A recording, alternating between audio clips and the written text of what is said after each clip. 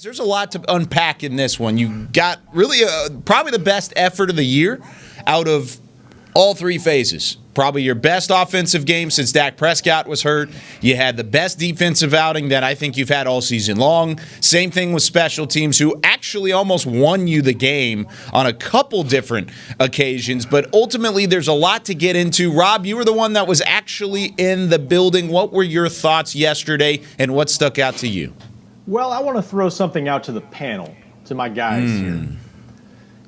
Tell me if I'm being too optimistic about Sunday, okay? Jeez, I like this. Where do you guys stand on moral victories in professional football? Oh, that's man. I think moral victories are softer than baby poo. I mean, if you're just looking for it, I think you're paying. I got my answer. You're paying guys to do a job, and I understand that, the narrative on the football season is 16 games and it's long, but there are some times where you could say, I guess in my marriage I have moral victories, but I don't see any moral victories. We all do. I don't know. That's the only way I could look at that. I never have thought that there was a place for moral victories in football.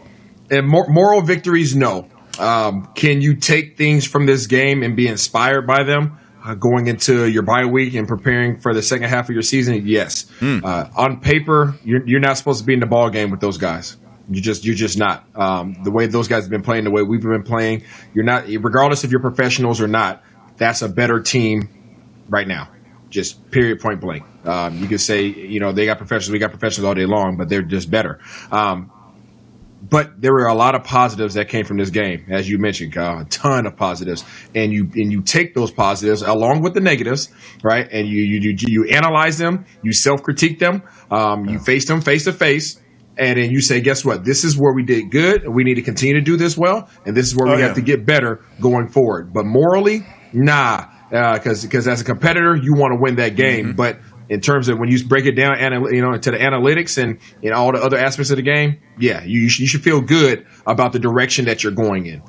Yeah, Zeke said after the game, there's no moral victories. And so I'll go with you guys on that, but I do feel like based on the bar that has been set through the first 2 months, given all the injuries and just given the lack of production, it's not a victory. And look, the first season I ever covered the Cowboys was Bill Parcells' first year in 2003, and he's famous for saying you are what your record says you are. They're 2-7. It's a bad season. There's no way around it. It's another loss.